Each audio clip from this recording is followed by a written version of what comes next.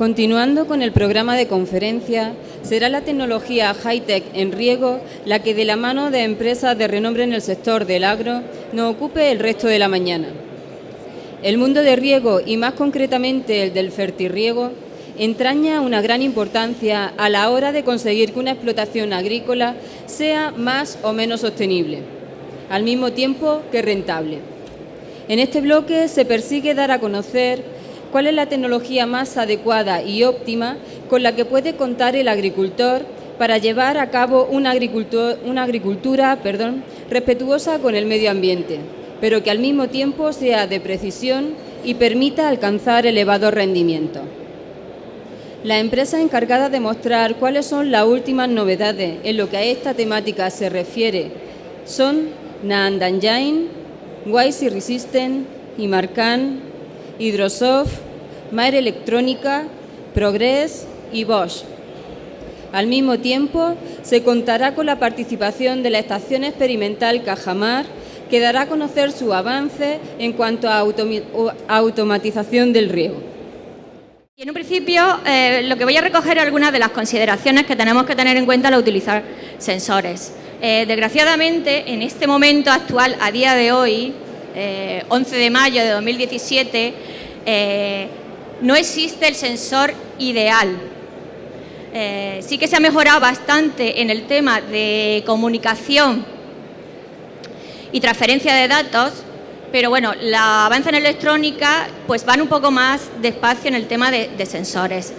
Hay un gran abanico de sensores y bueno, lo que tenemos que tener en cuenta son nuestras condiciones particulares de cultivo para poder hacer la mejor elección dentro de todo el mercado abanico del que disponemos. Como ya digo, todos los sensores van a tener limitaciones y sus ventajas, ¿vale? Entonces, bueno, como cualquier otro tipo de elemento electrónico, tenemos que tener en cuenta que un sensor se puede averiar, ¿vale? Entonces, si queremos automatizar nuestro riego, debemos ser conscientes de que el sensor puede tener una avería y es un riesgo que podemos correr. Una cosa muy importante es qué tipo de sensor estoy utilizando y qué calidad tiene, ¿vale? Y cuáles son las características. Esto es una cosa muy importante y nos las tienen que especificar y comentar. La mayoría de los sensores que existen, los más por lo donde se ha decantado la electrónica, los de contenido volumétrico de agua, los FDR, se ven muy afectados por la variabilidad del suelo. Ese es un punto importante a tener en cuenta. Es decir, yo si voy a utilizar un equipo FDR, yo lo instalaría en un punto y de ahí no lo muevo, porque si pincho en distintos sitios voy a tener una variabilidad que a lo mejor ni siquiera se debe a nuestro suelo, sino es el efecto que tiene sobre ese tipo de sensor. Una cosa muy importante es cómo afecta la salinidad a los sensores, cómo se ven afectados. Este es un punto crítico que en muchos casos pues, no se le ha prestado mucha atención y nosotros con fertirriego y con el agua que cada vez tiene más salinidad es un punto importante y crítico a la hora de elección de los sensores. Luego, hay que instalarlos bien, hay que ubicarlos correctamente y a la profundidad adecuada. Esto parece una cosa muy obvia, pero es importantísima. Y por último, hay que interpretar la información, ¿vale? Nos van a dar una información que es valiosa, pero hay que saber interpretarla.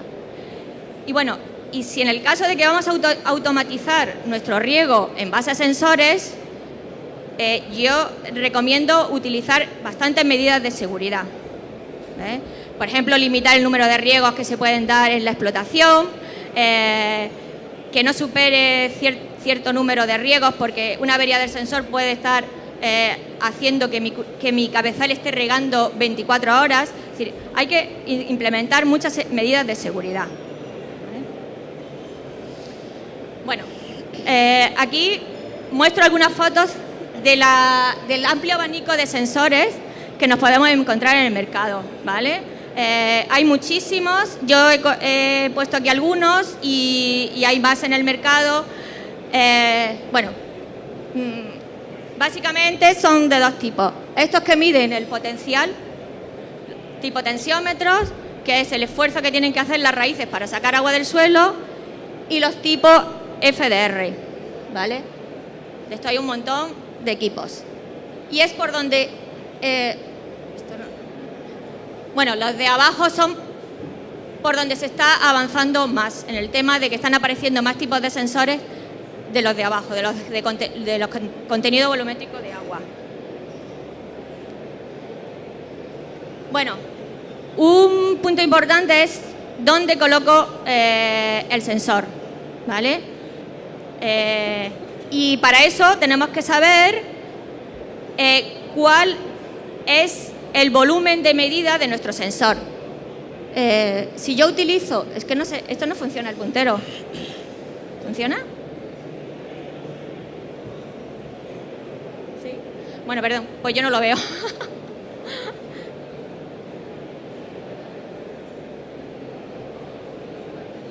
En esta pantalla no se ve, vale, perdón.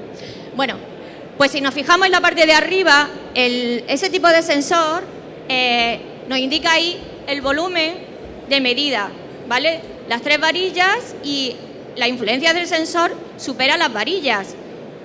Es que la foto no se ve muy bien. Nosotros lo instalamos 2 sensores en una tabla de fibra de coco, uno más arriba y otro más abajo. Y como veis, las lecturas son completamente diferentes, ¿vale? ¿Por qué son completamente...? Bueno, además de que están colocadas a distinta altura, que puede tener distinto contenido de agua, la tabla, el efecto, yo el que tengo más situado más abajo, probablemente esté midiendo aire, ¿vale?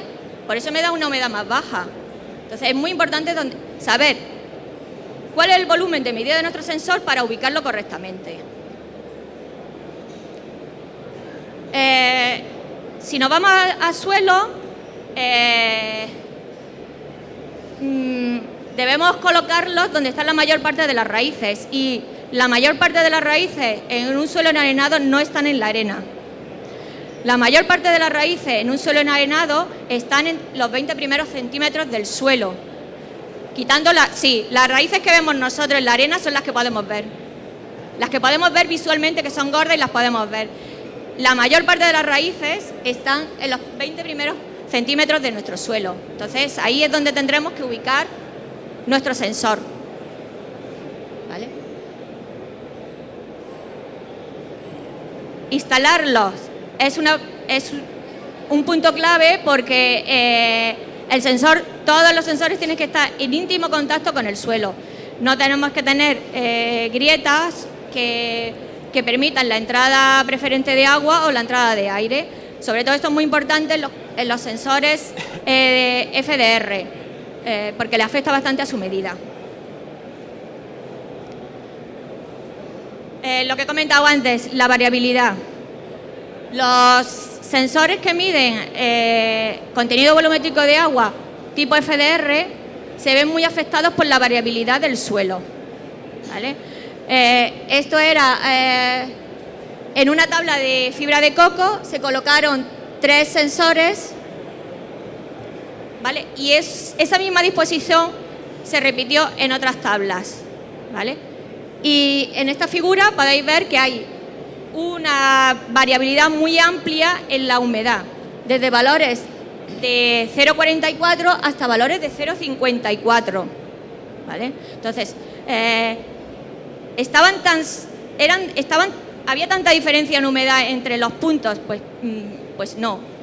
A este tipo de sensores le afecta mucho el volumen de aire que haya en el punto de medida.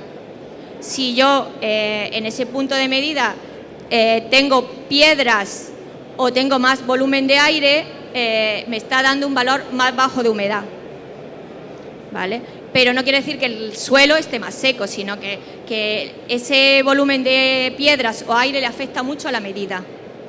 Por eso mi recomendación es siempre instalarlo en un punto e ir haciendo un seguimiento de la humedad que hay a lo largo del ciclo. El tema de la salinidad como he comentado antes, un punto crítico. y estos son datos de un ensayo que teníamos en Las Palmerillas. Teníamos este tipo de sensores, tipo Enviroscan, un FDR, y teníamos 2 tratamientos de un cultivo de melón. La línea continua era un cultivo, bueno, aquí muestra la humedad medida por este equipo. La línea continua es un cultivo el que regábamos plenamente, es decir, sin tener deficiencia de agua ni exceso. Y la línea discontinua empezamos a aplicar un 25% de agua, ¿vale? El 25% de lo que dábamos al control le dábamos al otro tratamiento, a partir de abril. Y como queríamos ir forzando la aparición de floración y también luego ir intentando también subir conductividad eléctrica en el suelo para luego también mejorar el contenido de azúcar en los frutos, pues empezaron a dar riegos con conductividad más alta. María Dolores, ¿vale? Perdona que te interrumpa, pero el tiempo va regular. Va regular, vale. Bueno, el efecto fue que a pesar de que estábamos regando con un 25%, en el momento que empezó a subir la salinidad del suelo, la línea discontinua empezó a subir, diciendo que había más agua en el suelo, con lo cual era mentira, era un efecto de la salinidad. Entonces, bueno, los sensores, a pesar de todas estas limitaciones que tienen, puede ser una herramienta muy importante que nos pueden ayudar a hacer un riego eficiente. Para ello, lo suyo sería saber lo que la planta necesita, basándonos en las necesidades hídricas en las cuales hemos trabajado nosotros en la estación experimental, y utilizar los sensores como una herramienta de apoyo. Y bueno, 2 diapositivas, solamente acabo. Un aspecto importante que puede ser prometedor en nuestra zona son aquellos sensores que miden, además de humedad, conductividad eléctrica del suelo. Yo muestro aquí un ejemplo de uno, perdón, me he pasado. Este tipo de sensor mide conductividad eléctrica del suelo, ¿vale? Esa la hemos comparado con las sondas de succión, que es esta figura de aquí, ¿vale? Y la verdad que va relativamente bien hasta que llegamos a conductividades eléctricas de 5. A partir de ahí el sensor se queda plano, mientras que las sondas sí que nos muestran el incremento de salinidad que hay en el suelo.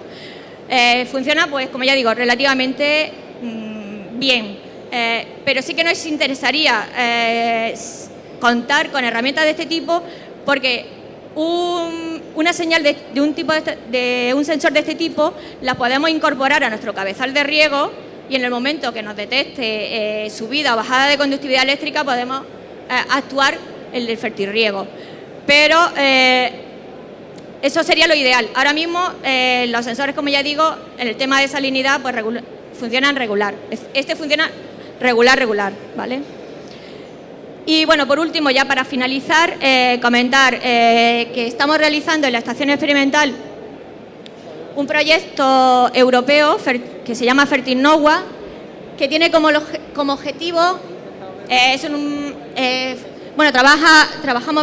somos 23 socios, 9 países, con bastantes centros de España. Ahí muerto un mapa, y lo que se quiere es hacer una red temática que permita recopilar toda la información y tecnologías que hay en el tema del riego.